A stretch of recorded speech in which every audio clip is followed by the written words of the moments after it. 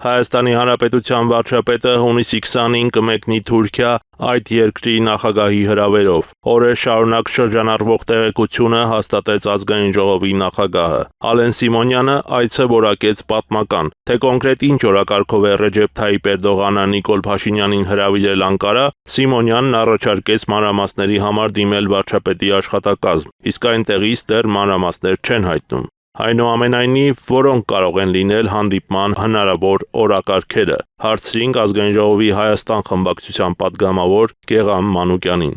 Եղմբակը նա կոնկրետ ինչ-որ կանխատեսում անել, որովհետև Նիկոլ Փաշինյանի ամբողջ գործունեությունը այդ Թուրքիայի հետ հարաբերությունները, Ադրբեջանի հետ հարաբերությունները միշտ եղել են խիստ անկանխատեսելի, բայց նաև միաժամանակ պետք է հավելեմ, որ Հայաստանի յուրաքանչյուր քաղաքացի անցածով պետք է հետևի վաղվա օրվա զարգացումներին, որովհետև ամենավտանգավոր տարբերակներն էլ շրջանառության մեջ կարող են լինել, հատկանշական է, որ հրավերը նշում են, թե Թուրքիայի կողմից էր հետևաբար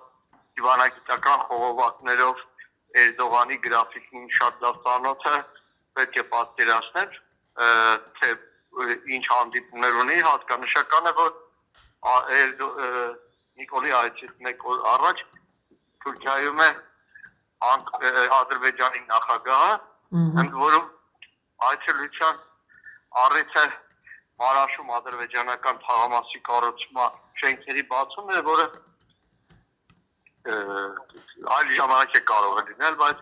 նաև Էրդողանը իր ժեստով ցուցադրում է, որ Թուրքիան գործում է Ադրբեջանի հետ ձեռքի տված եւ նաև ադրբեջանական շահերն առաջ տանում, այնպես որ դաստված Հայաստանի համար չլինի սև հունիս 20, տեսնենք զարգացումներ։ Պաշտոնական շրջանակների Թուրքիայի որևէ մեկնաբանություն չկա, մենք նախագահի կայքում Թուրքիայի կա, որ այցելելու է աշխատանքային կարգով, բայց հատկանշական է, որ երեկ Նիկոլ Փաշինյանը ընդունեց, որ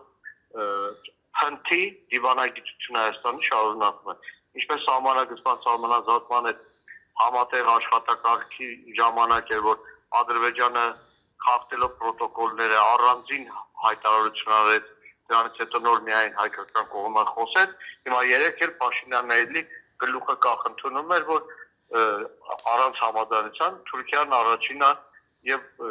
շատ ավելի վաղ հայտարարել էր Նիկոլի այցի մասին։ Պատգամավորից հետաքրքրվեցինք եկեղեցու դեմ արշավը Սամվել Կարապետյանի կալանավորումը հնարավոր է որևէ կերպ կապված լինեն Փաշինյանին Թուրքիա հրավիրելու հարցի հետ, նկատի ունենալով, որ թե եկեղեցին եւ թե Կարապետյանը Էրդողանի ու Թուրքիայի ախոյաններն են։ Չի բացառում, այսին պետք է պատկերացնել, թե Թուրքիայի համար հայ առաքելական եկեղեցու համաշխարհային կառույցը ինչ խնդիրներ է ստեղծում եւ նաեւ Սամվել Կարապետյանի գործոնը, այնպես որ Նիկոլ Փաշինյանը ազգային ինստիտուտների, կառույցների, անհատների դեմ պայքարի բավականին մեծ ծրարով է մեկնելու Ստամբուլ